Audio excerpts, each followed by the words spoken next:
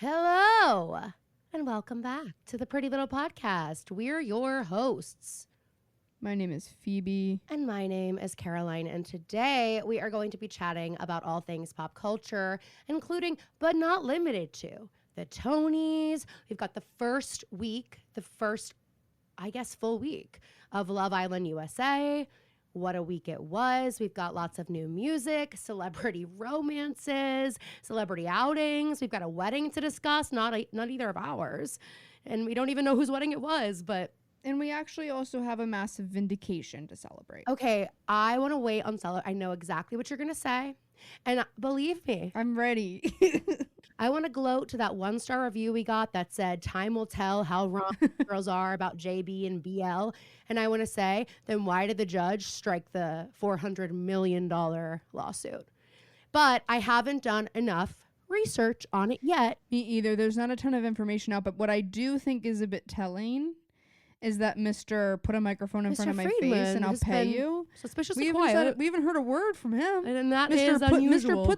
Put them in the jury in MSG, and we'll Literally let the public decide. Hey, Brian Friedman, could we get you quickly just an MSG to do a quick little? I'm honestly like, should we do a welfare check? Should we? Yeah. I mean, we should send someone to check on Let's him. call the police. Because it's crazy we even heard. Well, I'm anything. sure Justin Baldoni and his whole family are already over there. It's the kind of people they are. I'm sure they're already there to check on them.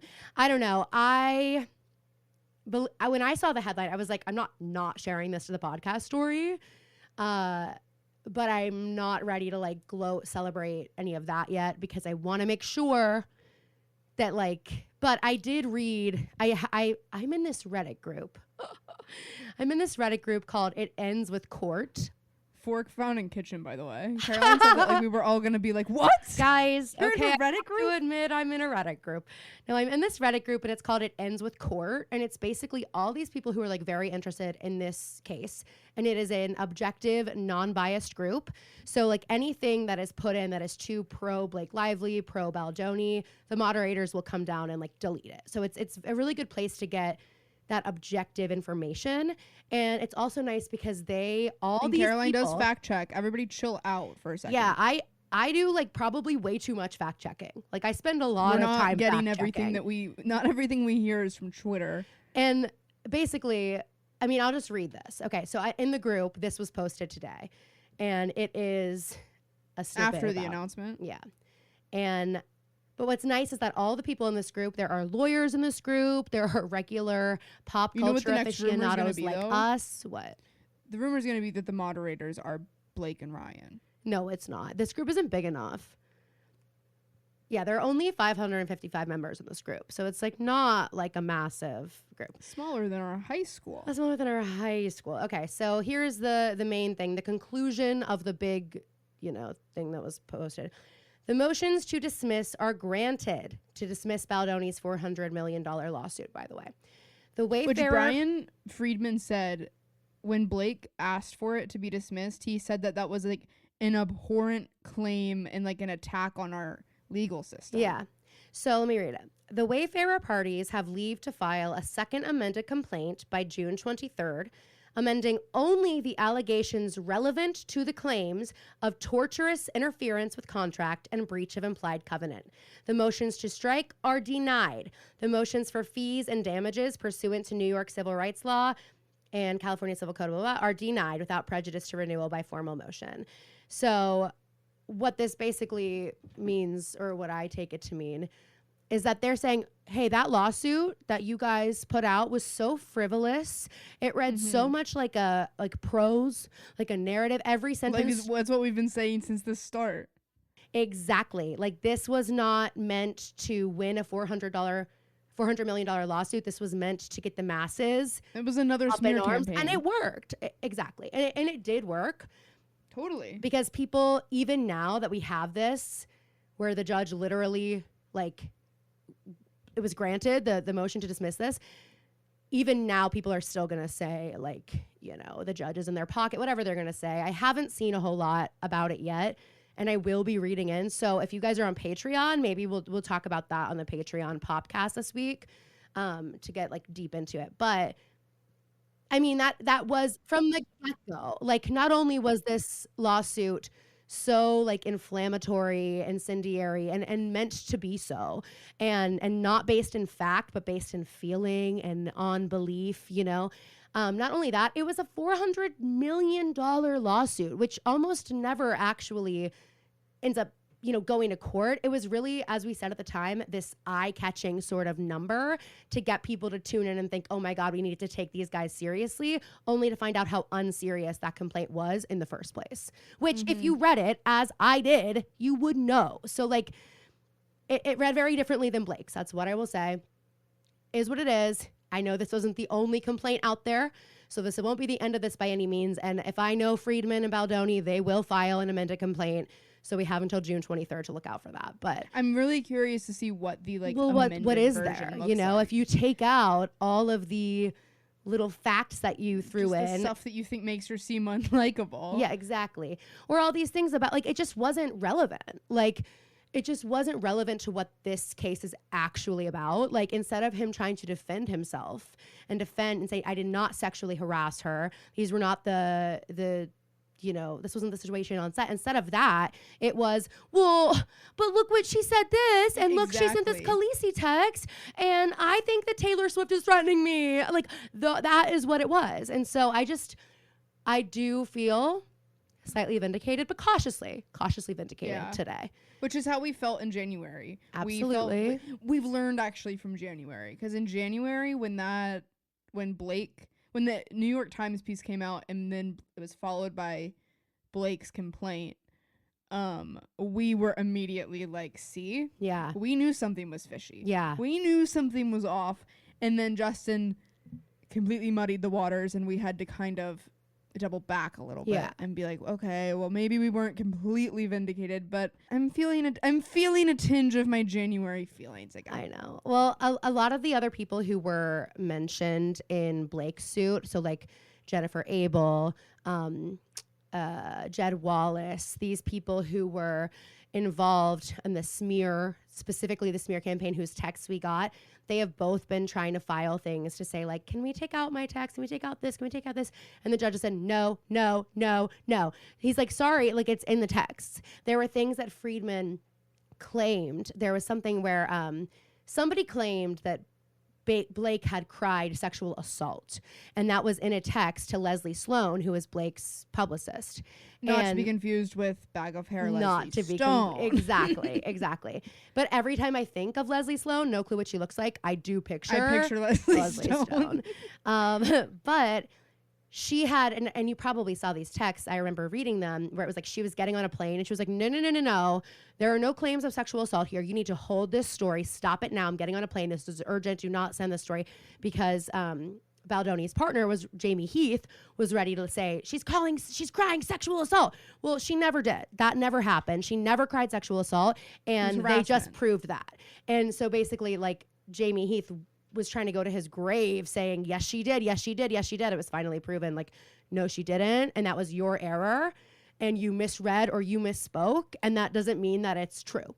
And so, you know, certain things I've just been keeping up very casually because I don't want this to ruin my life.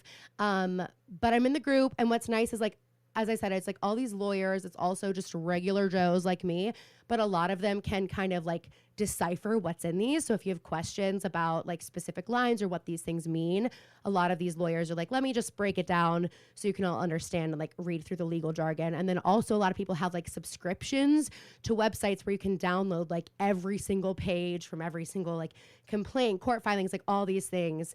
I don't know what these databases are, but they then post it all in the Reddit group. So like if you really want to get a comprehensive look at this, and it's not just the Baldoni lawsuit, it's also like the Sloan or the Jones Works lawsuit, all these other lawsuits that are at play as well. Like it gets into all of those, and the moderators are really great. So if you're interested in this and you're interested in an objective perspective, then I would urge you to go to the It Ends With Court Reddit group. If you're not interested in an objective perspective, I would urge you to go on TikTok. And that's what I'll say about that. But yeah, so I don't want to get too into it yet, but I was feeling good when I saw that. I was feeling good. Me too. I smiled at my phone. I smiled at myself. I had a little chuckle. Well, you guys, it is June. It is Pride Month. And with that, it's a little bit later than we wanted, but we did release our Pride merch collection for 2025, which I actually think is iconic.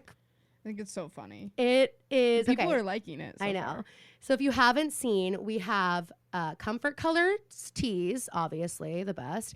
We haven't previously had the Comfort Color sweatshirts, but we got them this time. I'm super excited. Major. I know. I'm really pumped. We had been doing the Gildan sweatshirts, which are like great, but these are a little bit nicer quality. With Gildan sweatshirts, they shrink. Inside of them, I love. No, I don't have that issue with them. I have that issue more so with Comfort Colors, I fear. But what I mean is, especially when you get like a navy or a black Gildan sweatshirt, the lint. I know. Like Comfort Colors is made out of that kind of soft fabric that kind of repels lint. Yes. It doesn't get. I will say, if you're gonna order a Comfort Colors crew neck, I would size up because I like them a little bit bigger because I think they're not as like. They're not as stretchy. I mean, they're just stiffer. A little bit. Yeah, they're a little stiffer. That's a good word for it. But they're really good quality. They're really nice. Like, they're sweatshirts you'll have forever. Every time you wash them, they get softer. They're just so great. And then we also have, you're welcome, Megan Albadress. We have crop tops. A lot of you have been asking for years, and like Phoebe and I wouldn't be caught dead wearing a crop top, but we sincerely hope that you guys will. Okay. And we also have a little car magnet. Guys, only because the thing about a crop top is that on our frames, it kind of begins to act like a bit like a parachute. It's like a crop top or a full length dress. I mean, I don't know. It's like when the draft comes through on a crop top.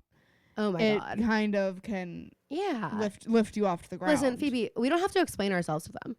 We just don't. Right. Like, look, I don't have to tell you why I won't wear a crop top, but you can use your imagination to guess it's because I'm just so I'm going to look like Boo from Monsters, Inc. Absolutely. That's not the look I'm going for. Anyway, but these crop tops are so cute. Like, even we could probably find a way to make it work. So the Comfort Colors tees and crew necks on the front, very simple and white text. It says, Emily Fields isn't boring. And then on the back, it says, hope this helps, which is my favorite thing to say to haters. How did I come up with it? Yeah. I love being asked about my process. I literally don't know. Here's the deal. I mean, we were having some conversations about what we did and didn't want to include for various reasons. But I was like, it would be so great if we could do a line that's not like, it doesn't say. Not centered around the podcast necessarily. Right. It's not centered around the podcast. It's like niche enough that people are like, what does that mean? And then people who get it, like the girls who get it. And I thought honestly, I was like, this is so cute. I feel like if Shay Mitchell saw it, she'd be like, wait, I want one. You know what I mean? I just do. Guys, send it to Shay. So I've been tagging her. You guys, let's send one to tag her. Lindsay Shaw. Let's send one to Miss Shaw. Okay. I still have her mailing address. I know. And her sizing, of course. Anyway. But yeah, so the crew necks and the t-shirts have that. And then on the sleeve of the crew neck, on the wrist, embroidered in rainbow, it says the Pretty Little Podcast. And then on the tees, not embroidered, but printed on the, I think it's the right sleeve, it says the Pretty Little Podcast. And then the crop tops only have the text in the front. So it just says Emily Fields isn't boring in the front in white text. And the back on like the outside label, rainbow, the Pretty Little Podcast. And then we added a car magnet. I don't know why I saw this. I was like, this would be hilarious. And I'm just going to give it a little rainbow background and put Emily Fields isn't boring, because I love when I'm driving in traffic and I see someone who like, they have a bumper sticker that I'm like, I would get along with you, but it's a magnet because we're not like committing to anything, but it's just like a fun little thing, you know? It makes being stuck in bumper to bumper so much better. Totally. So I'm excited. There's been a truck outside my apartment the last couple of days with a Steelers sticker on it. Oh my God, Phoebe, do you think they're there for you? Because I hate to break it to you, you are wearing a Steelers hat. They might think that you belong on the truck. They're waiting for you to come outside. You're like, I haven't left the house in days. Like, I know what they're waiting for. They're outside with massive nets. I'm like, you don't need a net that big for me. You just need a little mouse trap. Yeah, exactly.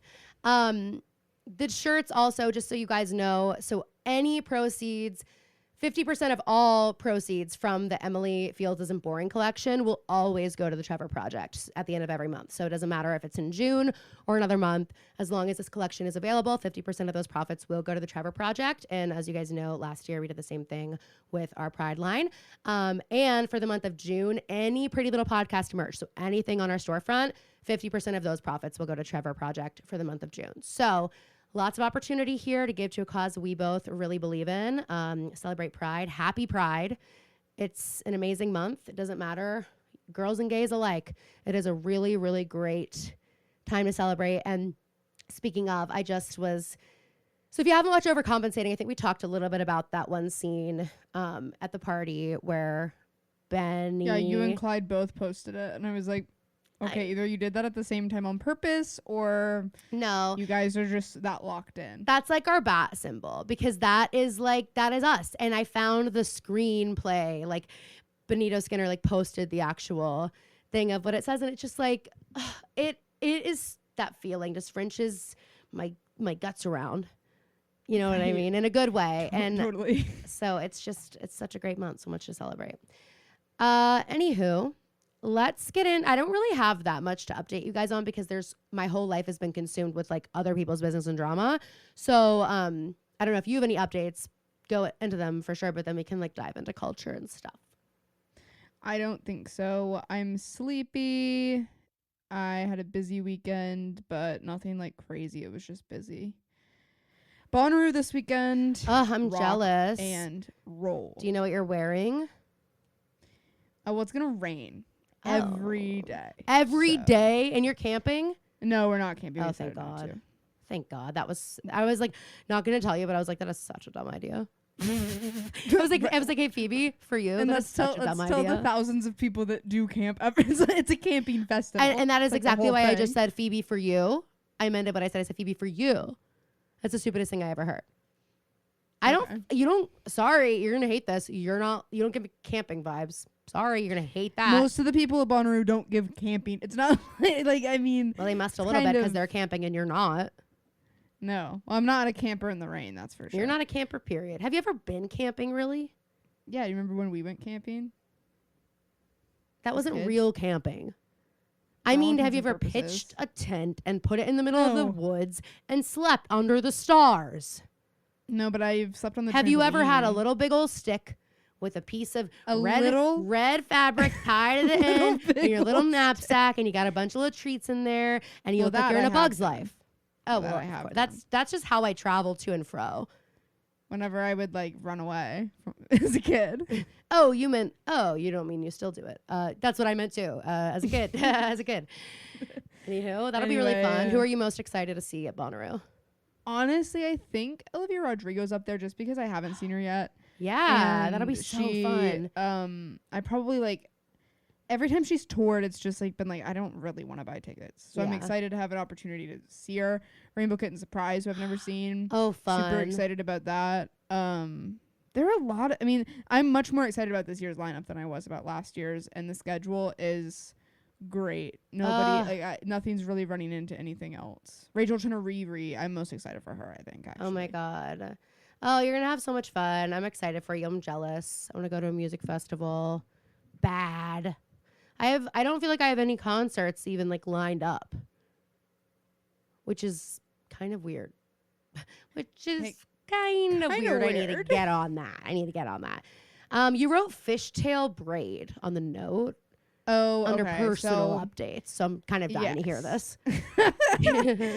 I had to work this event for work on Saturday, and the night before I like took a shower, but I let my hair dry, but it was still wet when I was going to bed, and I was like, oh, like I'll just braid my hair, which I haven't done probably since high school. Ever? Okay. No, but like I used to like braid my hair before I went to bed. So funny. But now I don't because my hair is so straight, and I can't French braid. So bragging. It's okay. Not like okay. Teaching you in Nashville this month. I want to make a list. Caroline, listen, here's the thing. What? The amount of times in my life you have wanted and tried to teach me how to French braid. And thank you for saying that publicly. I've just kind of realized and come to terms with and accepted the fact that I'm never going to know how to French braid. And that's okay. Well, there was a time when like I didn't know how to French braid. I know when you were like 6. And I taught myself how. And I know. And that was way harder than if someone else teaching you. Anyway, all I'm saying is I don't know how to do it. So like when I forgot that like my hair needs to be sopping wet when it gets in the braids, or if because then when I wake up, my hair gets really like it's really frizzy. It doesn't wave when it's a little bit dry. It just like puffs up. Interesting. Anyway, so my hair looks terrible. I had to put it up for this event. And then I was lamenting about this to my friends, and I was like, well, they were like, well, they couldn't understand why why I was saying the waves started at my chin, basically. And I was like, because I can't French braid. The only braids I know how to do are a regular braid and a fishtail. Yeah. And a fishtail is out. We don't fishtail braid anymore, but I know how to do it. You do? And yes, of course. What do you mean, of course? I just suggested that I help you learn how to French braid and your head flew off your body. No. That one's hard. Hey, Fee, a fishtail braid is significantly harder, I believe. No, it's so much easier. There's only 2 pieces you're dealing with. Only 2 pieces of hair. Well, and a million others. Yeah, but like only 2 sections of hair. I guess. And then it turns into 4, and it's easy. I feel like I need to be like looking at it when I'm doing it. I haven't done a fishtail in so long. Well, that's what I'm saying. And my friends were like, okay, Phoebe, if it's the only thing you can do, bring it back. Yeah, bring it back. So you are a trendsetter. And famously, once we start putting things out into the universe, they pretty much stick. So I was watching the Tonys last night, and when this man came on with his fedora, I said, okay, my there impact. Well, I said that at first. I love to see fedora representation. Then I said, there is just something about a fedora that ages a man. Oh, God. I thought you were about to say, like, there is just something about a fedora that I love. I was like, but this man, when he walked up to the stage and I saw the fedora and he was a bald, white, tall man, I was like, oh, my God, he's 70. And then he started talking, and I was like, wait. He's going to pull out a pipe and start tapping his feet and doing some jazz. Boss Baby or Kermit. Well, since we're talking about the Tonys, let's just dive right in. I thought the Tonys last night, the 2025 Tonys, were one of the best I've seen in. I had the night of my life. It was so good. And I want to say, I think a big part of that reason is Cynthia Erivo running a tight fucking ship. I think she said, I'm going to let you all know how this is going to work in the very beginning. And she said, there are going to be no bones about it. So there's no, what? I didn't know. No, you know. And I'm not going to be showing favoritism. I will play myself singing, and it'll be a little bit of a joke. It'll be a little bit cheeky, because I do agree. I always like want to die when the music starts playing, but it's kind of funnier.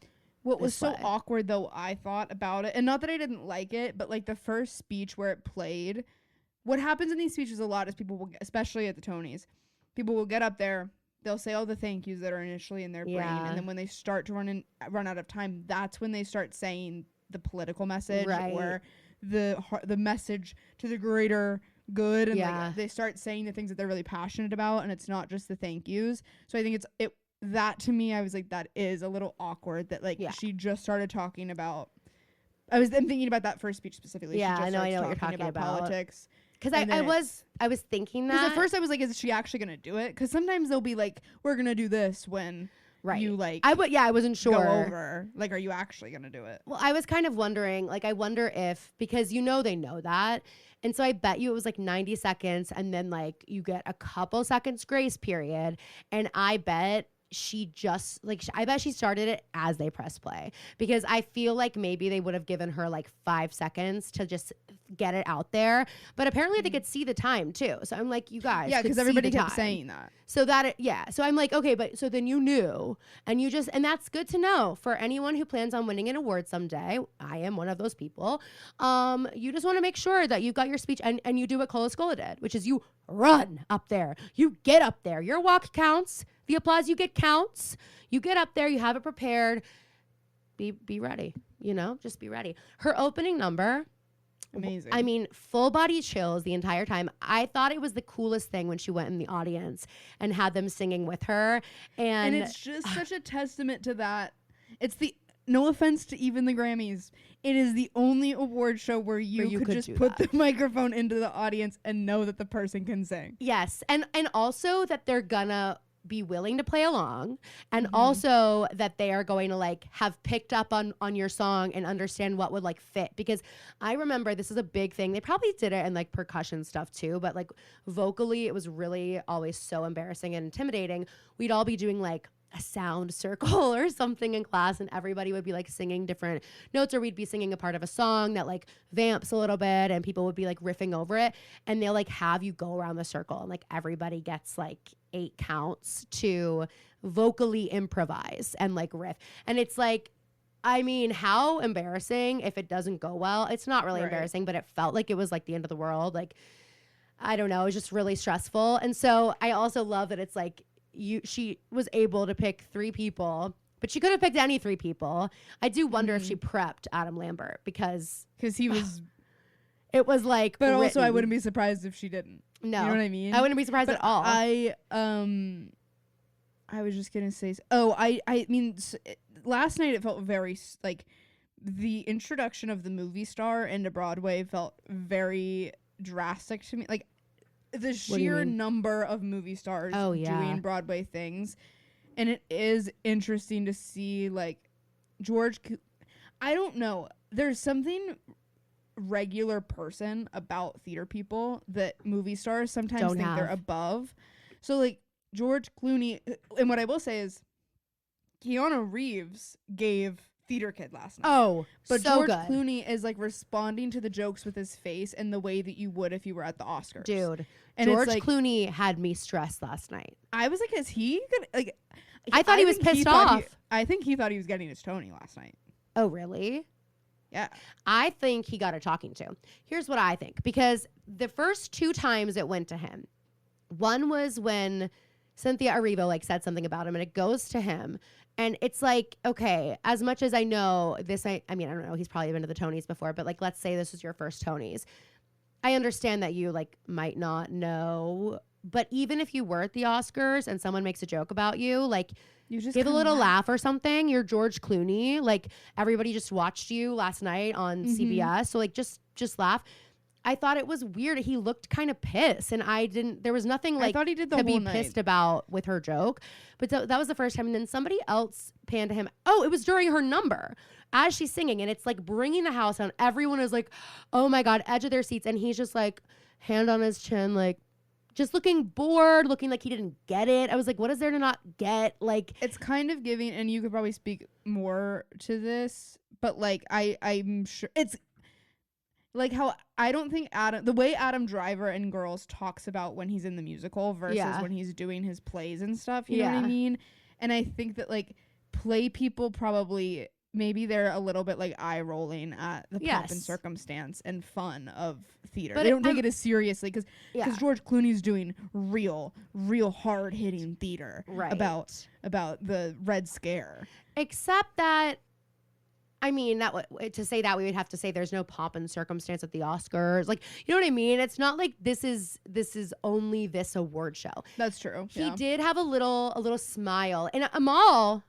No smoke to you because she was reacting appropriately the whole time. And she kind of, it was like she was looking at him like, I know. And I believe, I'm telling you, that man got a text from his publicist, from somebody, and they said, you need to look alive because it's the Tonys. And this is the real thing about the Tonys. Everyone at the Tonys is aware that they are performing, whether they are a seat filler, sitting down in the balcony, they are all like, performing. Oh my God, let's talk about the balcony in a second. Oh, we will. They're stage actors. Like this is like they're big, right? And so they're all gonna do the most when the camera goes to them, or they're all going to liven up their face, even if it's not legit. Whereas him not doing that, it made it such a stark contrast. And I literally think he got a text from his publicist like, "Hey, I need you to like watch your faces a little bit because you look miserable." When she did the good night and good luck little like thing, like they had her pretending to be him, I do think he felt a little more jovial. Yes, and that's exactly when I was like, but it's also like, is him. it like he got that one more? Like, was he like, oh, this is clearly about our show? But that was my thing, is I'm like, what is there to not get about Cynthia Erivo singing, belting her face off with this gorgeous choir behind her? Like, there was nothing to get. Like, even if you didn't get the way they were like cycling through all the nominations and whatever, you're still enjoying a performance from probably the most gifted vocalist of our time next to Ariana Grande. Like the two of them, I really believe that. I mean, it just was amazing. I loved the opening number. When Cynthia was on the balcony, there was, I don't know if you caught this, there was a girl. I know like exactly a girl what with you're her talking mom. about. Yes. Was she on the who Cynthia's left behind her? Cynthia's left, yeah. Yep. She could not believe she was on camera. Oh the my camera God. pans to Cynthia, hand heart. I Hand heart okay, immediately. I didn't see the hand art, but she kept going. And then she was the whole so time excited and nervous. She's like fixing her hair the whole time. Yeah, I'm so like, she's like, it's still like she. Because Oh it's also like the balcony. She was probably sitting up there like so excited to be there, but she's like, I'm not going to be on camera. Right. And I thought it was really neat. So I cute. don't remember. I mean, I'm sure it's happened before. I'm not like a Tony's expert, but I don't really remember that happening before. And I thought it was so neat, but I was terrified she was going to fall because when you're up in the balcony of a theater, it feels so steep. Just ask mom. Just ask mom. Just ask mom. I loved the joke too about the fact that she had to be on the balcony for Jonathan Groff's performance. Oh my God. And then it's like, even if you didn't get the joke after seeing his performance, you're like, the light hit the spit perfectly as it flew out of his mouth. What he's known for. Yeah, guys, in case you don't know, in case you're not a Broadway girly, Groff sauce. Jonathan Groff, he just is known for like spitting a ton. And on the Hamilton Pro Shot that went on to Disney Plus, it became a meme. It was like insane the amount of spit we saw flying from his mouth in HD. And it's just who he is. But I love that, like, also that's the thing, these people can laugh at themselves in a way that I don't believe Hollywood is ready to do. And so it was neat. I thought it was really, really funny. I wish they had him sing a different song. I felt like I wanted him to do that number where he does it's like his big dance number. And his mic was like way too low. And I was confused. Was he singing into the mic? Because he also he had this mic that was a prop. But that's what I thought. I got confused too. But I mean, he sounded great. Yeah. And I love any chance I got to see him on my stage. I think it's so. And I know we don't need to give Ryan Murphy any more flowers, but like the fact that it was basically a Glee reunion last night and like back-to-back best male actors in a musical are going to Glee people. Yeah. And Alex Newell was shocked last year or the year before. It was last year. That's when she won. The Eye for Talent. I mean, oh wait, no, I'm sorry. I think it was 2 years ago. Anyway, yeah, no, he's a visionary when it comes to like, and that is a talent, just being able to see something in someone. Because I think with all these people, like he knew they could also be bigger than Glee. Yeah, and did you see the picture of Chris Colfer at Darren's after party? Yes, like, so precious, so sweet. I loved the performances last night. Obviously, Death Becomes Her was probably my fave. How fun was for the gays. So fun. So what's fun about that number is it's not like any other number in the show. And I knew they were going to do this number, and a few people pushed back on me. They're like, no, they're going to do this. I was like, no. That's the number, because that is the number. Like, what other number would you do at the Tonys? Everyone's in there. It's hilarious. It's like got a little bit of everything. But the idea is that is like Megan Hilty's show. And then she leaves that. None of the other music sounds like that. Like that was her show. So if you didn't like that song, don't let that deter you from the soundtrack. It sounds very different, but I loved it. And very cool, the girl who did the Liza Minnelli dance break switch out is from Pittsburgh. I did shows with her when I was younger. So it was like really neat to see her, one, on Broadway when I went to see it, but also like at the Tonys. Just Here was my gripe with the night. I want more group ensemble choreography numbers. I want more dance breaks. Sorry, Darren, Chris. I don't know anything about that musical. I don't know how it completely flew under the radar. But this always happens. Sorry, I need some dancing. And you know what? That was the Come From Away effect all those years ago, where I was like, what the fuck is this musical that's like taking over? Come From Away, the thing about that musical was like, even though it wasn't like there were these big ensemble dance numbers, the music, like Welcome to the Rock and especially the finale, like those are just so, they didn't need to be dancing. Like, no, I totally agree with you. I mostly mean, I feel like every year there's a show that I feel like comes out of nowhere.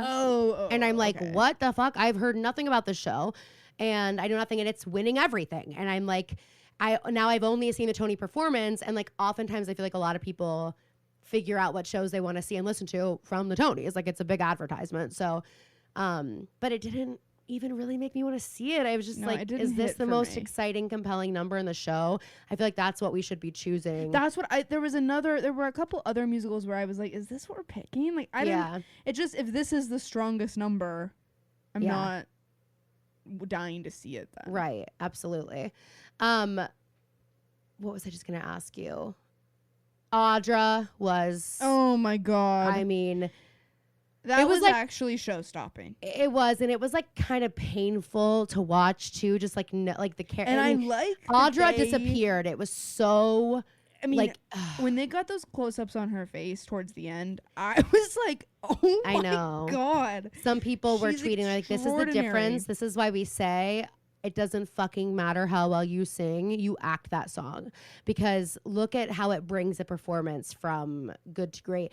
And I'm also, I'm really glad that Patti LuPone wasn't there. Because imagine Patti having to sit there and watch. Yeah. Wait, what did they say? Well, they said Audra's been in the news a lot lately before they introduced her. And I had the privilege of explaining that lore last night. Oh, I've gotten to explain it to a couple students. It was awesome. I was like, I love awesome. Broadway tea. I love sharing it. Any other thoughts on the Tonys? I'm trying to think if there's any. Hamilton. I'm sure. Oh, yeah. Duh. Oh, my God. Guys, let me just tell you. First of all, completely fucking libbing out. Second of all, you guys don't understand the hold that I know it had a hold on the country. You guys don't understand how much Hamilton freaking means to Phoebe. But I was so, Caroline knows this, I was so locked in on Hamilton. And oh my, and also like seeing, when I realized it was the original ensemble, I started crying. Because seeing Ariana DeBose saying what's his last name, the guy who plays Farmer Refuted, seeing all these people that like we recognize from that era of everybody just being obsessed with Hamilton, and that when the girls came out, when like, and the fact that Leslie Odom Jr. is about to go back to Broadway. No, I have chills. You just saying his name, I have chills, because I'm sorry. First of all, I have chills again. I have chills again. I have chills again. I'm in love with him. I'm in love with him. I'm in love with him. I'm in love with him. And he like on stage, I was like, like the voice, like the way he carries himself, the way like he moves his body in the room where it happens when he's doing like the jazz stuff. Oh my God. He's a star. He's a star. And having Oak come back. Oh my God, I know. And the fact that they let him do his whole. When he did the "and I am loving it," it was like, it made me want to cry. Like he put his hand and he like had this little smile, and I am loving it. And it was just like, I just thought it was so neat, because also I was thinking about like seeing Daveed Diggs come out, right? And I mean, just it's like they never left. They all sound perfect. They all were so ready. Christopher Jackson, who is looking older, and that was a crazy moment because right. Well, you met him. You were with him the night that I was with him the night his child was born. Absolutely. But I like think about that, and it's like he is literally someone that I have been seeing and looking up to, and like he's been in my life as one of these people since I was a kid. And like, so to see him, it feels like these people never age, and then you see them start to age, and you're like, just thinking about like.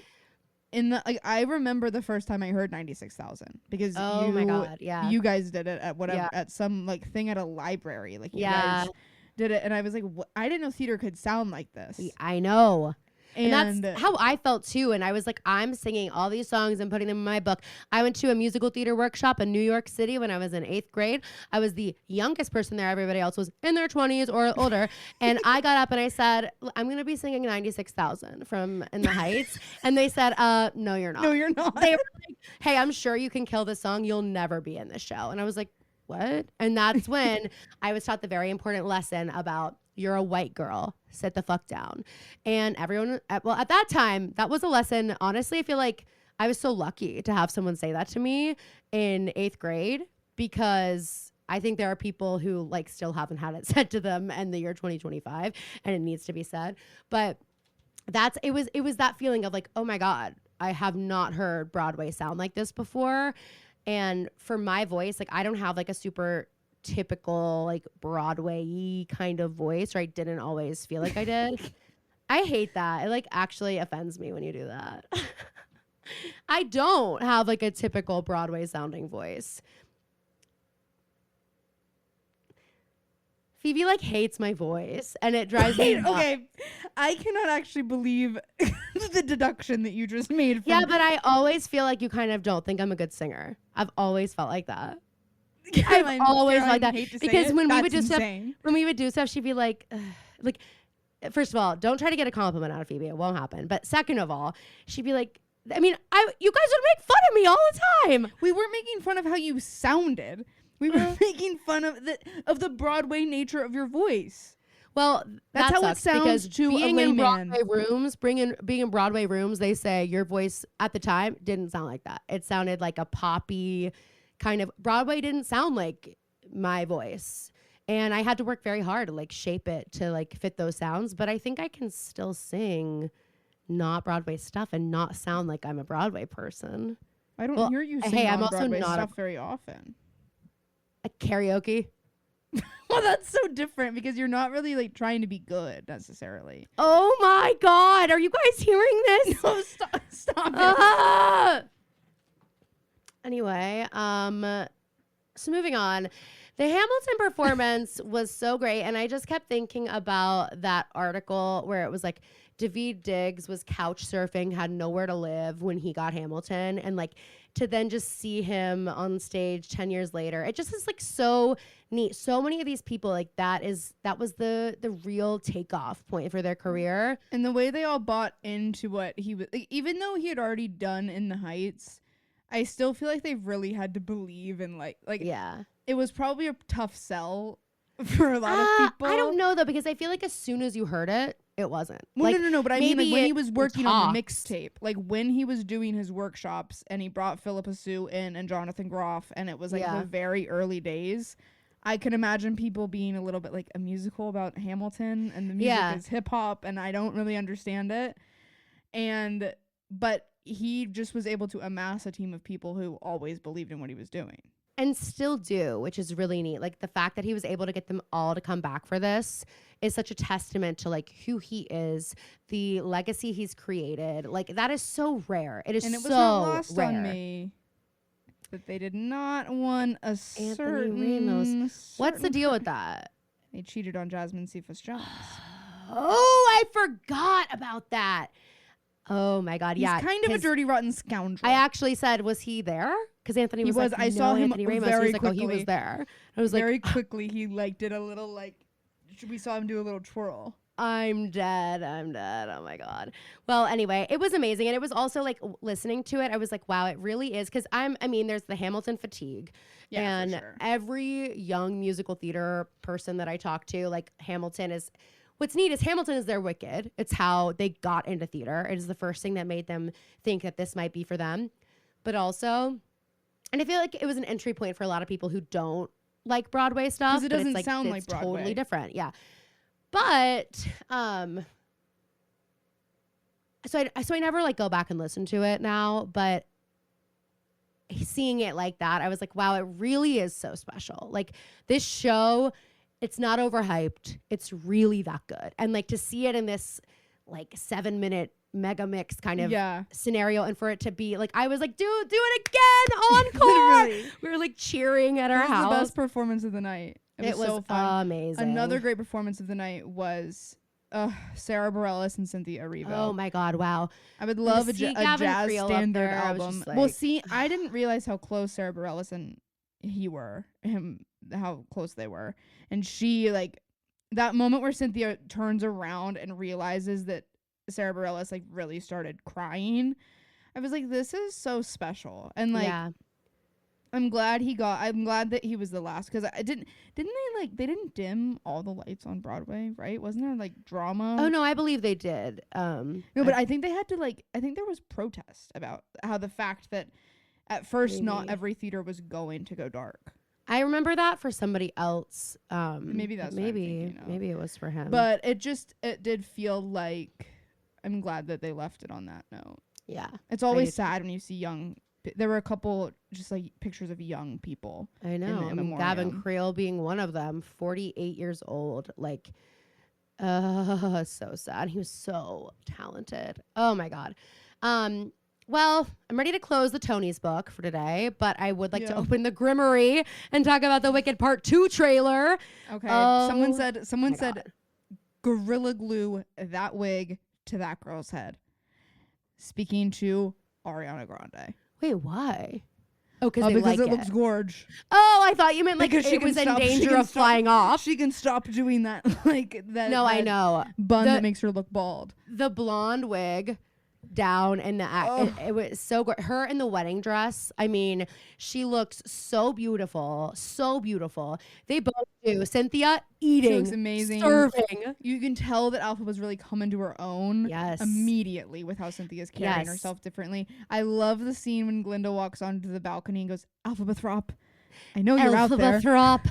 Oh my God. Someone, Brittany sent it to me. It was like this tweet that was like how a closeted lesbian refers to her best friend who she's also in love with. Alphabethrop. And it was just that. They like cut it. They're like, here's my impression of a closeted lesbian, blah, blah, blah. And it just goes, Alphabethrop. I do think it's so funny that the movies have really like re-sparked the love for them as a couple. So much. Well, and yes. And also like and Brittany and I both felt this way. We never saw that before. I never interpreted them or Glinda as closeted, wanting, like loving Elphaba. I never interpreted it that way until the movie. And it was so obvious to me that Ariana had made that choice. Like when she admit that, like, yes, I think Glinda's a little closeted. It was like, okay, so we weren't wrong. But Brittany and I and we were just talking about, because Brittany just went and saw the first one again in theaters. And we were talking about that moment. She was like, I had missed it before, but when everyone's going down to the Ozdas ballroom, Fiero like pulls Glinda aside and puts this little flower in her hair. And she was like, and then later on, she gives that flower to Elphaba. And it's like, look, like Fiero and Elphaba were always connected, blah, blah. And I was like, but also, that's how Fiero was like flirting with Glinda and like doing this cute little thing. That ultimately being what she gives to Elphaba. Mm-hmm. Like, I'm sorry, in my mind, Glinda's not giving the flower Fiero put in her hair at the Ozda, one of the best night. You know, she's not giving that away. Yeah. But it's like, it feels like a similar kind of thing. You know what I mean? I don't know. So I like it that way. I was nervous to watch this trailer because the first one was so good. And you know how sometimes, even in shows like Act 2, is sometimes like it's where we got to tie everything up. It's not really like where the action feels like it's happening as much. And I was like, I hope they don't lose people. I hope it's not like the first one was such a booming success and the second one, as a result, falls a little bit flat. No. I mean, No, I'm locked in. Was perfect. One thing I'm equally as excited and also kind of nervous, only because of how this normally goes when this happens.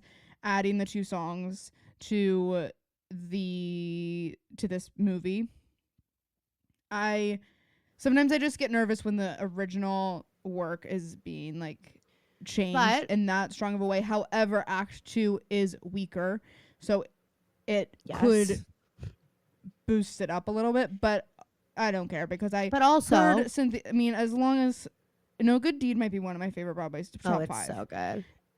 And I am so excited to hear her sing it. Stephen Schwartz wrote the music, so it's not like when, you know, Disney adapts shows and brings it to the screen and they like totally add in a song that doesn't feel like it fits. Like, these will be true. And I also feel like Ariana and Cynthia are so protective over Wicked that they're like worried. Yeah. It's just the thought. I think they'll be makes me think amazing. Of Cats. And I know we don't like Cats to begin with, but Andrew Lloyd Webber wrote Beautiful Ghosts for the Cats movie. And it's just like, I mean, even if you don't like Cats, the music in that is better than that song. Yeah. But also, that whole show, that whole movie was a disaster. How did I not clock that Sunset Boulevard was a revival? Oh, I actually don't know. I was shocked. Really don't know. By the way, like, did we clear up the whole, like, Trumper thing with Nicole Scherzinger? Like, I think she did apologize for it. Yeah, but, like, did we clear it up? Like, well, I think she said it was more about the Christian thing. I'm not saying that's a reason, but I think that's what she said. Okay. I mean, yeah. I know that's what she said. I was kind of surprised she won the Tony. I mean, after that performance, I wasn't. Well, she's unbelievable. And like, I do believe she deserves it. But I was like, interesting. But also, Patti LuPone went to go see Sunset Boulevard after that all happened, which made me feel like it was somehow resolved, because I just don't see Patti going to support if, What did she say on that Tony carpet? They were like, what would you say to the president? And I'd say, get the fuck out of my theater. How's that? Or something like that. Like, she said something like, they're like, would you perform? She's like, I wouldn't perform. I hate the motherfucker. How's that? Oh, that's what she says. You're like, Caroline just had to put herself. Caroline just had to put herself in the tiny frail body of Patti LuPone. I did, which was easy because my body is also tiny and frail. Of course. I remember they're asking like, what would you do if you went to go see your show? President Trump came to see your show, and she was like, I wouldn't perform. Tell him to get the hell. I wouldn't perform. And they go, well, do you have anything you like? Why not? Because I hate the motherfucker. How's that? Okay. And then she like walks away. Another point to the category of things that make her very similar to someone that we know. Very much so. Yes. With the same fervor. Yeah, for sure. I want to say something about the Wicked trip. So first of all, I don't think we got a real Tin Man. Or I guess we got the one little shot of our Tin Man, but here's what I want to say. Nothing intense. Because I was seeing photos where people were just like, Ari, like what? Like, people are sharing Bach Act 2 and whatever. I know I'm going to get the ick so hard in March of the Witch Hunters. And here's what I need to say about it. You are all able to relate now to the experience that any person has who's in a showmance. And let me explain this. There's nothing worse than costume day. Oh, there's nothing worse than dress rehearsal or the week of the show for your showmance, okay? Because all the time leading up to it, we've been in street clothes, we've been styling ourselves. Suddenly, we're in period attire. Suddenly, we have mutton chops. Suddenly, the facial hair the men are required to have couldn't be less flattering, and they have to have it all the time, and you still have to like them. On stage, so the makeup is like, it doesn't... They're wearing you're seeing makeup from the audience doesn't look like... It looks like they have JD Vance eyeliner Exactly. on. And then the costumes. And I just want to say, putting them in costumes, like, it does create a massive ick factor. There are times when, like, it works, because sometimes it's just like a suit. It's easy. But oftentimes, when I see a man in costume, I'm like, and I forget what I saw in you. I forget the attraction that I felt. That? I mean, we see these pictures of them all over set, and it's like, no, she's in love with Well, the thing is, we persevere. You persevere for the showmance. You realize it's a costume. We're playing roles. This isn't forever. And, it's easier for him, I guess, because... I will say, when during Wicked Press and recently... he definitely has had like the girlfriend effect. Like, he definitely looks better than he did when we saw that first picture of them at dinner, when we were like, no way. I believe it's also the fame effect, where he's like terrified to leave the house, not looking his best now. That's because he will be ripped to shreds online. All right. Anything else to say about the Wicked Part 2 trailer? No, but I know I'm going to be at my AMC at least 8 times in the months of November and December. Over and over and over again. It's the only movie I'm going to see. They may as well not even release anything else. Agree. That should be playing in every single theater in the movie theater. You know what I mean? What do you think of the new Sabrina song, Man Child? I like it fine. Road Warriors, you know we're obsessed with all things Bravo and all things Charleston. So on our most recent trip to the Low Country, we had to stop at By the Way, the new neighborhood bar and restaurant from Southern Charm stars Craig Conover and Austin Kroll in partnership with the Uptown Hospitality Group. We celebrated my 30th birthday there, and I have to say, like, the cocktails, the vibes, the service, immaculate. My favorite drink was the lavender gimlet, Empress gin, lavender lime, clarified milk. It was so pretty, so delicious. And our group kept those freezing cold martinis and caviar bumps flowing all night long. The atmosphere was exactly what I wanted. It was chic, but cozy, elevated, but welcoming. Think like your dream neighborhood spot that also happens to be Bravo adjacent. And because the night was that good, I had to go back for a dinner date with Anthony. The menu brings an elevated spin to classic tavern fare, handhelds, crave-worthy kettle chips with French onion dip, literally dream about them. But the best part were the steak frites. Anthony and I split it. It's a grilled prime New York strip with garlic butter butter, chimichurri, and perfectly crispy shoestring fries. Oh my God. Pro tip, go on a Wednesday during happy hour from 4 to 6 p.m. They do half off select wines, bubbles, their signature Blade and Bow Old Fashioned, and the steak frites. It's such a steal, and honestly, I cannot recommend it enough. So make sure you add By the Way to your Charleston itinerary and follow them on Instagram at By the Way CHS to see the menu, the vibe, and all the Bravo approved bites. And if you go, tell Craig we sent you and save us a martini. It's not my favorite thing ever. The bridge I think is the strongest part of it. I think it's the catchiest part of it. I don't love speaking in songs, you know that. I don't either, and that is my qualm with it. And I saw someone point out on Twitter that it sounds a little bit like Good Luck Babe. I also felt like, well, this is more of, I think she's taking inspo, but I felt like she was trying to go for a that don't impress me much kind of vibe because in that it's like, okay, so you're Brad Pitt. You know what I mean? Like it felt like that. And here's the thing about Sabrina. I listened the first time. I'm like, meh, it's okay. It sounds like everything else she's put out. That's true. It's how I felt. I had the same experience as I had when Please, Please, Please came out. Yeah. Because like Espresso, it's like immediately you get it. Yes. Immediately it's a perfect song. What came out after that? There were 3 singles from that era. Please, Please, Please. What was the other one? One of the Please, Please, Please was the only Jack Antonoff one that came out. What the fuck was it? Now I'm irritated. Busy? No. I'm looking.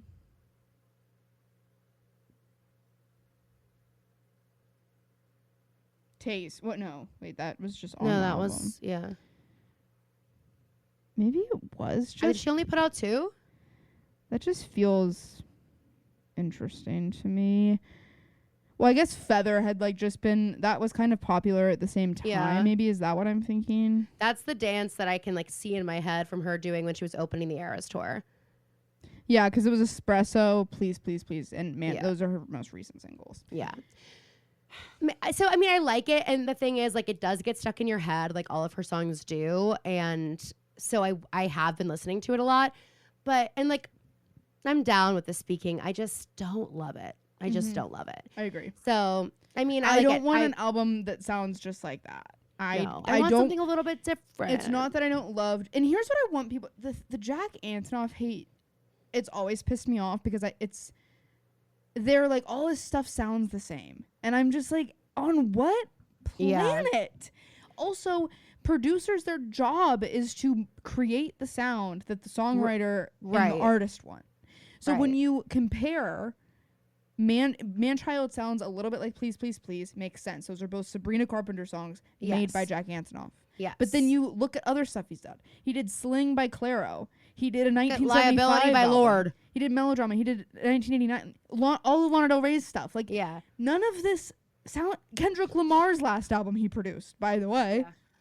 By the way. So it's just like, I'm tired of it. So annoying. He's clearly listening to the input that Sabrina wants, and he's making the sound that she likes. Well, and she is just because you don't like it doesn't mean you don't like him. Yeah, she's one of the most branded people on the scene right now. You know, like she is so deep in her brand that there was just no way she was going to release. Like she's not going to do what Chapel is wearing so many different hats. She's stretching into so many different like areas with her looks, with her sound, with all of this. That's not what Sabrina's trying to do.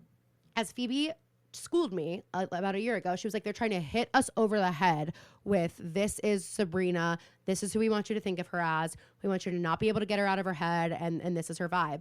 And she's still doing that. Like, absolutely. And why wouldn't she recreate the formula that was working so well, 5 minutes ago? Because it was like the highest grossing song on Spotify in a long time. Like, so anyway. I'm with you. It's good. It's not my favorite Sabrina song, but that's okay. It doesn't have to be. Yeah. Let's dive into some other people's drama and business. I want to talk about all of the Taylor sightings we've been getting. Taylor at the wedding. What do you think? I know people are like, she stole attention from the bride. Yeah, but like, do you care if you're the bride and Taylor Swift is at your wedding? Yeah, I don't think so. I wouldn't. She can literally get on the table, break things, set it on fire, tear my dress up with her teeth, like whatever she wants to do. And I'll be like, Taylor, I had so much fun with you. Thank you. And she was probably like a picture perfect wedding guest. But okay, so let's put ourselves, we're at a wedding. Taylor Swift walks in. Like, are people going up and asking for pictures? That's I feel like it's like not. I know. And then all these normies being posted in like Des Moines, like Pop Brave. I bet like a kid was the first one to do it, and then she was super nice about it and like didn't care. I bet it was like people were coming up to talk to Travis, and they've already met. And if you think about what a wedding is, that's what it. I mean, imagine it's not Taylor Swift and it's not Travis Kelce, and it's just like your cousins. Everybody's getting pictures with everybody. Right. I think probably a lot of it started from conversations. Oh, we're coming to say hi to Travis and his girlfriend, who just happens to be Taylor Swift. Yeah. And then they're all there, and I bet they were like, "Can we get a picture?" Or Travis and Taylor honestly probably were like, should we get a picture?" Like, I bet you they were also, because they know people don't want to ask, but like that's part of it. She gave the best wedding gift anyone's ever given or received. Nice handwritten card, I'm sure. Did you see her and Travis sitting in their chairs dancing during the bride and groom's first dance? No. Oh, you didn't? Oh, well, that makes sense because you certainly would have said something about it. That is where I'm a little bit like, okay, Taylor. She and Travis are like sitting in their seats, and she's like doing like a hula, and they're like big swaying back and forth while the bride and groom are having and someone's filming them from behind. And I was kind of like, okay, no one else is doing that. So why are you doing that? But then I was wondering, I saw this video from a while ago of, I think, Travis and I don't know who swaying back and forth during the first dance at another wedding. And he's like in the back. And so some people think it was like a callback. Like she was like, oh, let's do your sway. Oh. I would prefer that. If that is what it is, I would prefer it. Me too. But so that was the only moment I wasn't loving. But I'm like, shut up. It's not like she showed up in her Eras Tour bodysuit. It's not like she showed up in a wedding dress. If you didn't know that she was like the most famous person in the entire world after the week that she bought back her masters, like what a week to also like have this She looked outing. Completely normal in that. She she didn't straighten her hair. Her hair was like she looked curly. So normal that I had notes. Okay, that's how normal she looked. Yes, of course. I always have notes. Give me a break. Look, Taylor's glam could have. I would have changed it up a little bit, but it's okay. What do you think of Billie Eilish and Nat Wolff making it official? Well, I'm curious about it because they've been friends for so long at this point, and they've been being asked about this for a long time. And it's always been like, no, we're just friends. And I don't know. How old is he? She's a year younger than me to the day. I think he's like my age. I'm Googling, just making sure I'm getting my information right. He's 30. Caroline, if I started dating a 31-year-old, how would you feel? She wouldn't have any opinion on it. I don't know. It depends on who it was. If it was someone that I've been friends with for a while, as like, well, that I would be less someone into. Younger than my age.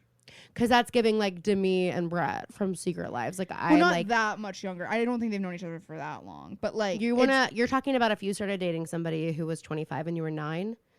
No, just kidding. But like I also just maybe she just likes older guys. But I think there is a certain age where I'm still more skeptical and potentially, I'll say it. I'll call myself out. Maybe close-minded about age gaps. Wow. But I do think that like when you're in your early 20s and you're dating someone in their 30s, that feels different than being in your late 20s and dating someone in their late 30s. Yeah, I agree. I mean, I know she had to grow up really fast. Like that's probably what everybody would say. And I think I have a bad taste in my mouth from her last relationship with Jesse Rutherford.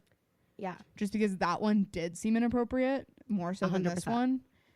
But it is just something that I clocked. Of course, guys, I was in love with Nat Wolff as a kid. I was a big Naked Brothers Band fan. Mimi, actually, her sister recently bought all of the Naked Brothers Band episodes on their Amazon Prime. So the other night, my God. We were actually just watching the Naked Brothers Band. No way. Wow. Okay. Well, you manifested this. You were like, we get him back in the headlines. Me and Mimi were literally like, wait, did we ever tie that up? Like, are they dating? And said, okay, just tell her. Just tell Phoebe, yes, we're dating. We're dating. What? No, I have to say it is so fascinating that we've got Fletcher dating a man, Billy dating a man, JoJo dating a man. The Fletcher one is definitely interesting to me. Yeah.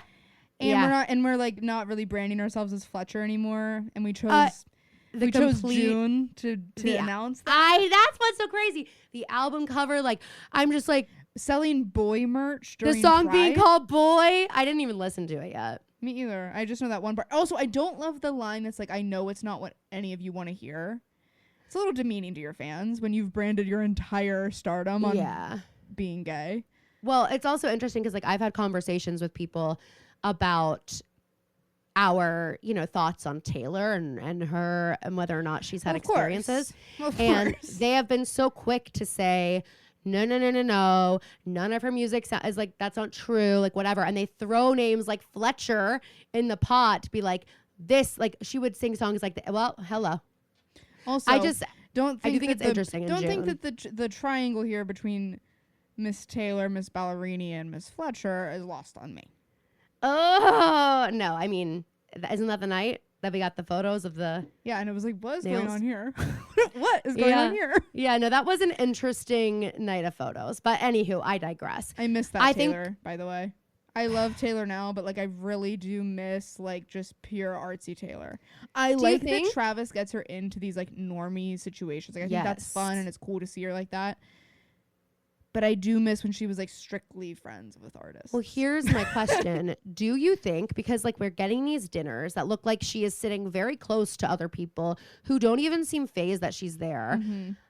And I'm wondering, do you think she's just going to start like going out to the point that we don't care anymore? Yeah. Like, is she just going to make her life normal? Because everyone's like, oh, she shouldn't go to the wedding. I'm like, that is the exact thing she's singing about, an anti-hero. She says, too big to hang out. Yeah. Slowly lurching towards your favorite city.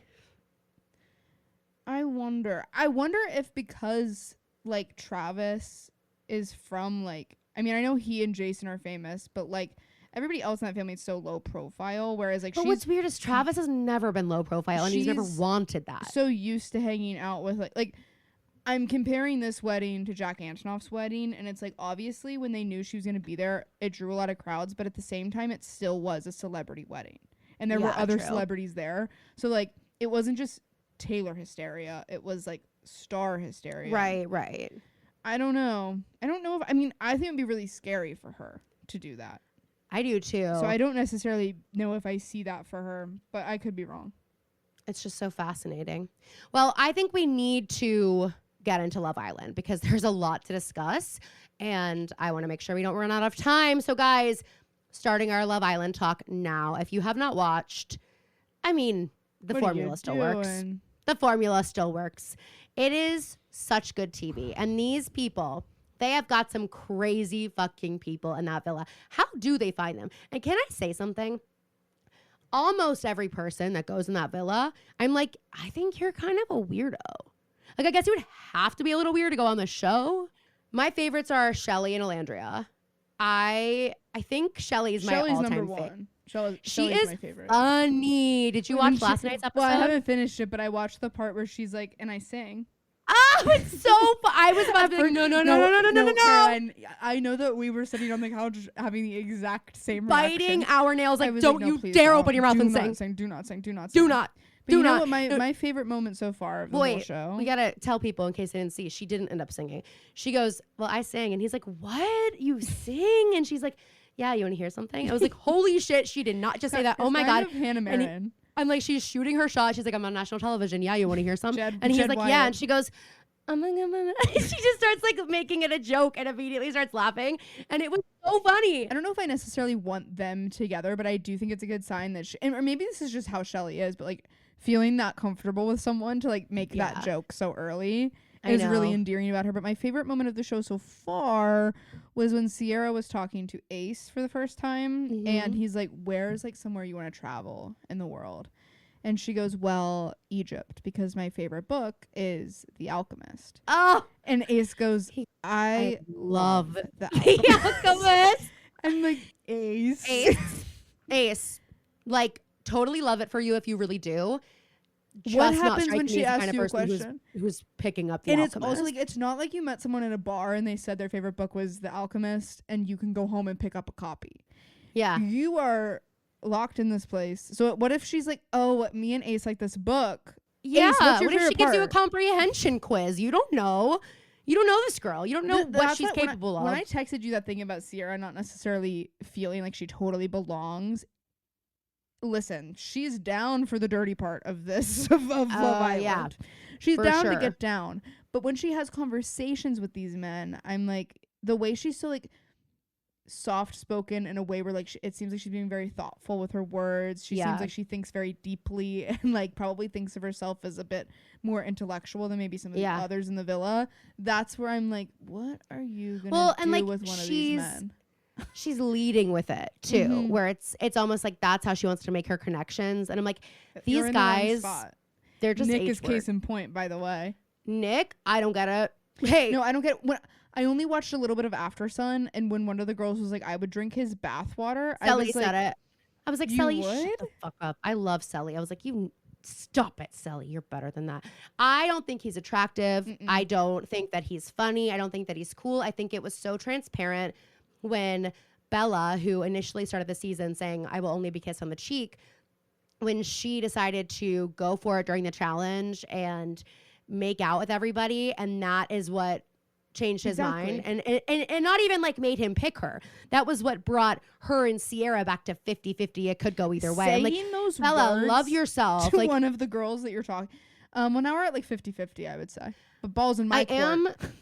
I am sad that Bella left just because she was a character I could, if you paid me $1 million, I could never guess what was going to come out of her mouth next.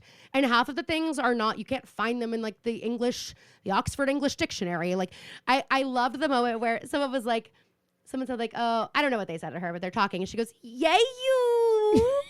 And I was like, what is yay you? She's so fucking funny. Yay you. I was like, what the fuck? And then like, okay, that's how it is. That's how it's gonna be. Okay.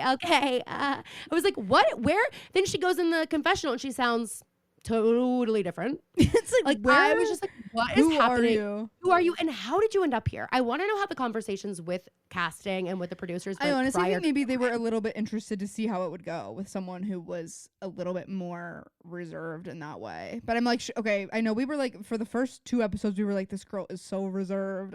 She's not that reserved.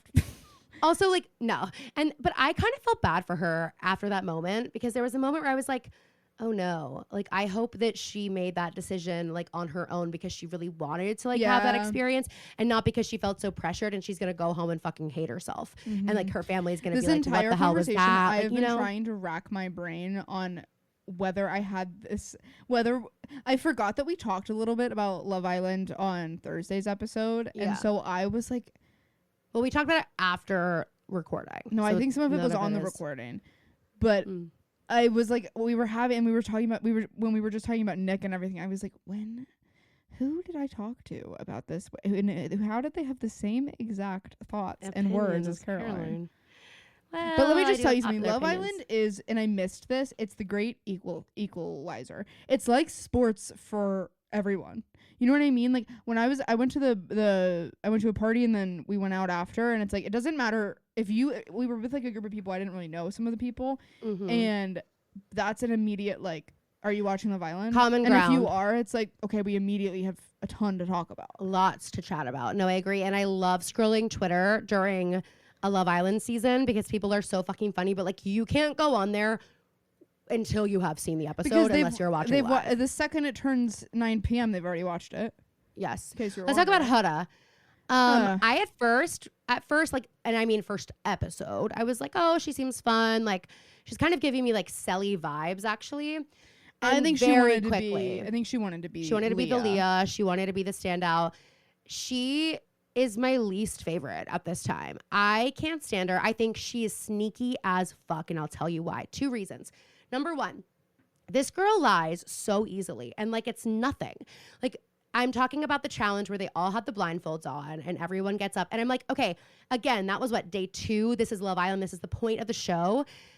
she got up to go kiss Ace, and I feel like they're having like a little secret, like even on the other game when he was on the base, when he and was she went saying over, that stuff. like it felt like their kiss was a little bit more like they were really gonna make the most of it because they don't actually get to kiss in the villa, but like they like each other. And anyway, she got up and kissed him and lied about it to Jeremiah. Now, here's the thing. I don't really give a fuck if you're lying to him. What surprised me was the ease with which she did it and continued to do it, doubling down on it, everyone. telling the girls, like everybody, as if she's not watched the show. Like, do you not think that a girl from Casa or a Bombshell is going to come in and blow up your spot? Do you not think they're going to show videos during movie night? Like, because at that point, what it's going to tell Jeremiah is that you can't be trusted. And he's just going to second guess everything you say to him. Like, it wasn't that big of a deal until you lied about it. Now it's weird. And now it makes me think that you have no problem lying like it's nothing, looking him in the eyes over and over and over again. He gave you so many chances to tell the truth. I just think he would have been less mad if you just told him than he will be when he finds out you lied. And then we add to it the daughter thing. I think it's so fascinating that she was like, well, I want to make sure I can really trust him before I tell him. Girl, you should be leading with that. You should be leading with that because she created a situation where he had no choice but to respond well. Like if he it's also like she had setting responded herself negatively, up for he's failure. on national television. He's going to be lambasted, canceled, all these things because he wasn't into it immediately. But she set him up to like trap him kind of. And it's like I don't believe that the people who are going on this show, one, have any interest in being parents at this time in their life, except for, I guess, Huda. And two, I don't believe that they have to. Like, I don't think because you guys like each other that Jeremiah has to be ready to be a daddy. Like, I just don't think that's what that means. And for her to, like, make him close off this way so that no one else will even entertain it, talk to him, none of that. And then to tell the secret, it's like he doesn't have any other options. You've put him on an island now. So if he wasn't cool with it, he needs a whole new person to come in. And we saw how well that went. Like we saw how Huda, I mean, she acted like a child when she's flicking off the camera. It's a fucking challenge. And by the way, you're currently lying about a different challenge where you also kissed other people. Exactly. I'm just like, I think it's crazy. I'm not liking her eyelashes. I can't tell if they're extensions, fake or real, but they're too much. It's especially like, I feel like sometimes this happens on this show where they kind of treat it like The Bachelor in terms of how they pack. So like if it's fake, whether it's fake lashes or extensions, she planned for it when she packed, and then you forget that basically most of the show is just you, like you're dirty, like you've been at the beach all day, like that. Yes, and it looks kind of ridiculous. I'm like, I have no idea like what you actually look like. I also don't like how she's like weaponizing the daughter information, where Sierra gets there and she's like, you don't know this yet, but I'm a mother, as in like, how dare you? You know, how dare anybody disrespect me? I'm a mother. You know, it's like it doesn't make you more of a girl's girl. You actually seem like such a pick-me bitch. There.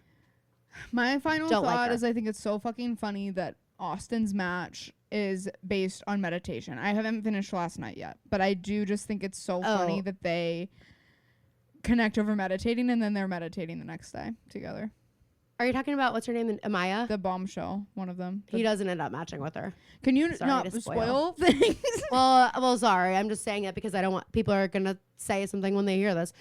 That's not, which surprised me. But I'm like, okay, so obviously Yulisa was sent the hell out of there, and Phoebe and I were cracking up texting about like how this happened. I'm like, no, they showed up with a stick, started beating her. They're like, get up! Get up! Your time on the island is done. Like, I just am imagining. We find out no one has talked about her at all. Ian's not actually Scottish. He's speaking with a full American accent. He's like, Yulisa, get up. We're like, whoa. Who are you? Who's that? Who is this man? And a lot of people were wondering why Austin is still there. Now, I don't know if he has as damning content out there. Yulisa has videos of her saying the N-word repeatedly. I think for Austin, it's more what I've seen. It's his reposts, but also I saw someone say on Twitter that they think maybe, because you remember last year when they had to tell them to like turn their microphone, like someone did say something in the villa last year that I feel like wasn't good. And so someone was like, maybe she was saying it a lot during like when they were in the villa, and it was creating, number one, that's problematic. Number two, if she's saying it as frequently as she was in that clip, it would be impossible to edit the show. Right. So true. And some people also were took issue with her dressing the first Oh night. yeah, that is one thing I have. Some I do have cultural a question appropriation for production because they have to approve everything that people wear. Oh, they do? Yeah, I saw a TikTok saying Interesting. like, did they sabotage her on purpose? Like, did they let her go out? Like, yeah, wear this. I look? feel like they approve, like they say you can't have any like labels, brands, things like that. But like, I feel like they could have approved the dress and not thought that she was gonna like put chopsticks in her hair. You know what I mean? Like, I feel like she took it to this other level. Austin, I was kind of happy they kept him so I could see for my favorite number, which is the number game, or my favorite game, which is the number game, where they show everyone's numbers. I was like, you know what? Hell yeah. I want everyone to see that you've sent thousands of dick pics, and that checks out. It would have been kind of boring if he hadn't been there, because everybody else was like, his numbers were the most shocking. But it was like everybody else was like pretty perfect. tame. I felt like, and the double standard, I will never get over. Literally, during that game. when they're like, it is how did disgusting. you feel? How did you feel about Huda having like sex with two guys in one and day? It's like, what? And I know. I really think it's so gross when they're like, what's an appropriate number for your body count for your girl? It's like, whatever her number is. That's what an appropriate number is. It's really none of your business. But imagine being on this fucking show and like, oh, one girl posted that Nick is her ex. And when it said that he had cheated 0 times and he was like, I've actually cheated once and I really owned it. First of all, I'm like, Nick, you didn't have to do that. No. If they were gonna let it be 0, you could have just let it be 0. But his ex posted that's how she found out he cheated. She's like, oh, okay. I was right. He did cheat on me. Okay, great. Just found out. That's the only kind of my ex is on Love Island thing that I'm interested in. Right. If Wait, you're finding someone out was information on the show. commenting on, it might have been Nick, but what's her name? Andrea, I think, from last season was or maybe, her. Did you see the comment I'm talking about? She like commented about how hot someone was. Or who was the girl who came kind of late and was like, then when she got kicked off, she kept going on live and everybody was like, girl, you're doing too much. No, that was Andrea. Okay, I think it was her then. She like commented and was like, she's trying to get involved in this season somehow. Girl, stay out of it. Why do you want? There's no way she doesn't have PTSD. I mean, people were so mean to her. Okay, we've got to close this so we can do our rotations and finish up this ep. But on the podcast, on the Patreon, we're going to talk about the Blake and Baldoni stuff. We're going to talk about the Summer House exits. Yes, who we're going to be seeing next season, if we'll be watching. We're going to talk about the new information we've uncovered about Paige and Craig and their breakup, but also what went down during their relationship. We'll talk about Next Gen, which you guys, we are loving. It feels like if Gossip Girl was a reality show and it was actually real in 2025. Oh yeah, we do have to talk about that on the podcast because I'm loving it. I absolutely loving it. Excited for another episode. So if you're not watching, you definitely should. It's, I think, Tuesdays on Bravo, but we're going to talk about that. We're going to talk about the Valley and lots of other things. So make sure you tune into that on sometime this weekend or next week. Yeah, if you could also leave us a 5-star review, that would be really, really, really great. That would really help us out, you guys, like a lot. And make sure to go buy some Pride merch to support Trevor Project. All right, let's do our rotations. You are on Dream. First is Wolf Blitzer. Kill me. Okay. I love the man. I think he's so fucking funny. He's so matter of fact about everything he says. One of my favorite things about Wolf Blitzer is every time he says where he went to school, he says the whole name. He says, I went to the Johns Hopkins University School of Advanced Mathematics and whatever. Like the whole... Wow. Yeah. Even if he's just like slipping it into conversation, he's like, when I was at school, he says, when I was at the Johns Hopkins School. He's like, I have time for all of the syllables, yes. Math. Like he says the whole thing. It's so funny. Second is the concept of Paul Revere. Okay. So fucking like, I love how anytime there's news spread, people will post that picture of Paul Revere, like, going and like holding Taylor brought back her masters. And then, like, yeah. to all of my like employed friends being the person to say literally that Taylor brought her masters back, or that Lord is back, all these things. Next pod photo shoot, you and me on a horse in Boston. Okay, perfect. Well, here's with the a thing. lantern. This is why this ended up here, because I was like somehow at dinner a couple weeks ago, Paul Revere, the anniversary of Paul Revere came up, like the thing when he did that thing. And I was talking again. I was like, man, how do you ever think about how little about Boston we probably know about? Like when you think about the Paul Revere Day tied to the chocolate shop that we didn't know about until we were all well out of our childhood. It's like Dad is gatekeeping all of these things that would have made us be like, no, we got to get to Boston. Sorry, okay, Connell Girls trip to Boston, and we do it our way. Sorry, I have to go camp in front of the Paul Revere house and watch him say goodbye to his wife so he can go tell us that the British are coming. Dad, like, what do you mean you didn't think I'd be interested in that? That's that's theater. That's theater. And cinema even. And you're telling me that he like actually rides his horse throughout the streets of Boston like he would have in the 1700s? Like, what the hell? Anyway, so the idea of being the town's gossip who like gets to ride a horse and like tell everybody what's happening, love it. Town crier actually is a hilarious merch idea, just saying. That's another tier of our listeners. Yeah, that's the town criers. If you're responsible for listening to this and then reporting back to your friends on our findings, first of all, they should be listening. It's that GIF. It's that picture of Paul Revere. The person on the Paul Revere horse is the town crier, and then the person in the window is the speculator. Absolutely. Because they're at home, they got to be home ready to do the work. Right. But you're out there on the hunt for the information. Right. What's your next one? And my last one is Cola Scola. Congratulations on your Tony win. Love.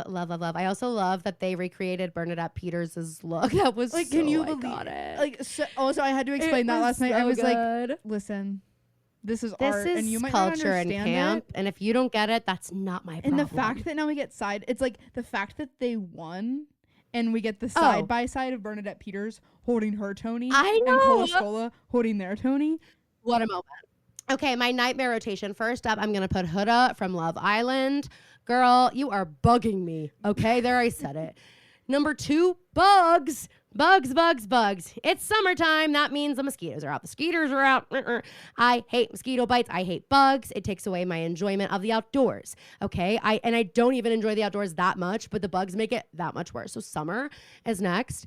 And then I think the third person, place, or thing on my nightmare rotation is probably mucus. It's probably mucus. Because you guys, is there anything worse when you start coughing and it's like, oh, there he is. There, and it's a man, of course. It was Mr. Mucinex. There he is. Mr. Mucinex. Well, Mr. Mucinex is gonna. Oh, it's the Mr. Yeah. I know what you mean. Thank you.